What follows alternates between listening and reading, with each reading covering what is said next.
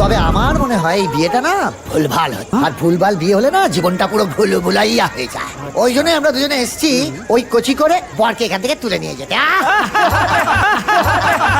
বললাম বলে রিয়াক্ট করছে। তবে কচি করে বর আসনটা কোন দিকে? কচি করে বর ওপরে বসে আছে।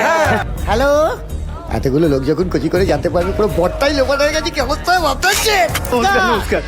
লজ্জায় কেউ খেতেও পারবে না, কচি করে না খেয়ে কেউ যেতেও পারবে না। আরে খাও খাও খাও, নাও না। স্যার আপনি শুধু ছেলেটাকে নিয়ে এসে জিপে বসান, তারপর আমার ওপর ছেড়ে দিন, আমি জিপ চালাবো, দেখবেন জিপ চলছে না চেক চলছে বুঝতে পারবে না। বারবার ওদিকে ঘুরে তাকাচ্ছেন স্যার। আরে কচি করে আমি তো আছি, ঘাবড়াচ্ছেন কেন?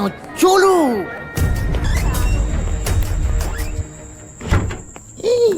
কি স্যার আপনি এখানে বসে কচি করে কাঁদছেন কেন? দেখুন কে এসছে। আপনি আপনি এখানে কি করছেন? আমার জীবন থেকে সৃজনীকে বের করে দিও আপনার শান্তি হলো না? এই স্যার, স্যার, স্যার, এই মানুষ মাত্রই তো কচি করে ভুল হয়ে যায় স্যার। আর আমরা এসছি না ওই আপনাকে নিয়ে সৃজনী দেবীর কাছে একেবারে কচি করে পৌঁছে দিতে। হ্যাঁ চলুন চলুন। খেপেছেন নাকি? ওরা যদি একবার জানতে পারে না। আরে কি জানবে, কে আসছে জানেন? আমার কোচি স্যার। গায়ে তুলে দেখার দিকে কে? ওই প্রথমত লিডার কে বলতো? লিডার যে ভাষণ বেশি দিচ্ছে, ওই যে কচি করে।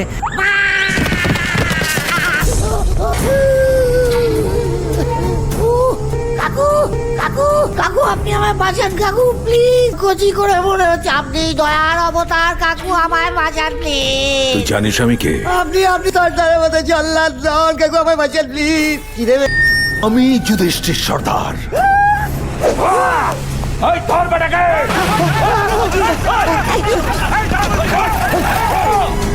এই গাড়ি বের কর, ওই সব কটাকে আমার চাই। বাবা আমার বর পালিয়ে গেল।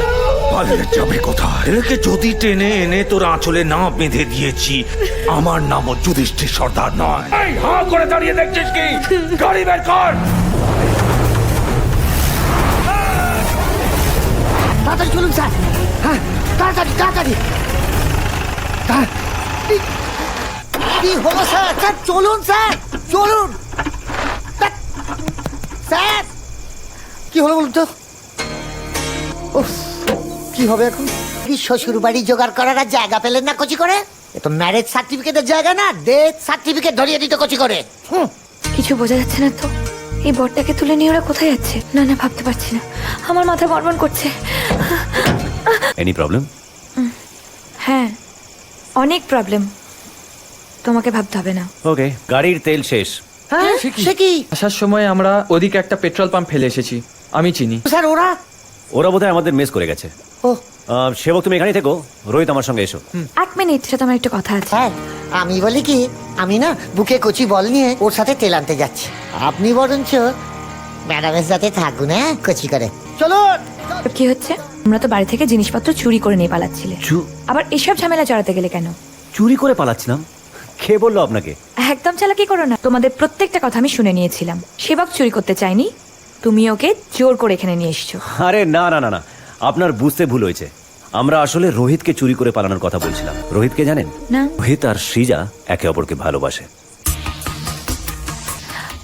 সৃজা রোহিতকে?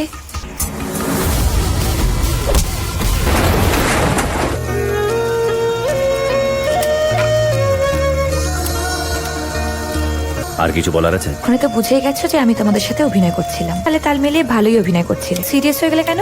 একটা সম্পর্ক ভেঙে গেলে সেটাকে আবার গড়তে যে কত কষ্ট, কত পরিশ্রম, সেটা আমি জানি ম্যাডাম। আর একটা সম্পর্ক ভেঙে যাক সেটা আমি চাই না। অভিনয় সেটা আমি পারি না।